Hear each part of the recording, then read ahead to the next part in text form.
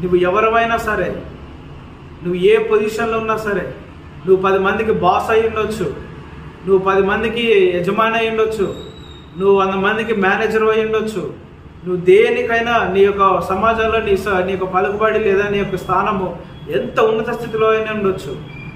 కానీ సువార్త విషయంలో, సంఘ విషయంలో, సేవ విషయంలో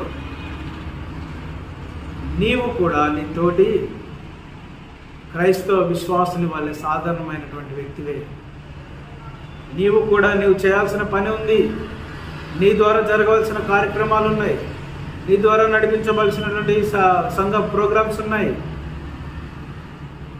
నీ కొరకు ఏర్పాటు చేయబడిన స్థలాలలో పరిచర్య ఉంది. అది మర్చిపోవద్దు. స్త్రీలైనా పురుషులైనా ఎవరైనా, పిల్లలైనా వృద్ధులైనా సువార్త పని విషయంలో సహకారిగా ఉండాలి అని తీర్మానం తీసుకో. నా వంతు ప్రయత్నం నేను చేయాలి, నా వంతు సహకారం నేను అందించాలి. దేవుని పరిచర్యకు ఎట్లాగైతే ముందుకు సాగడానికి నా వంతు నేను ఎలా కృషి చేయాలనేటువంటి మనస్సు తపన నీలో ఉండాలి. అందుకే ఈరోజు దేవుని వాక్యం సెలవిస్తుంది అంటే, మొట్టమొదటిగా క్రీస్తునందు విశ్వాసములో స్థిరులై ఉండాలి. క్రీస్తునందు సంఘములో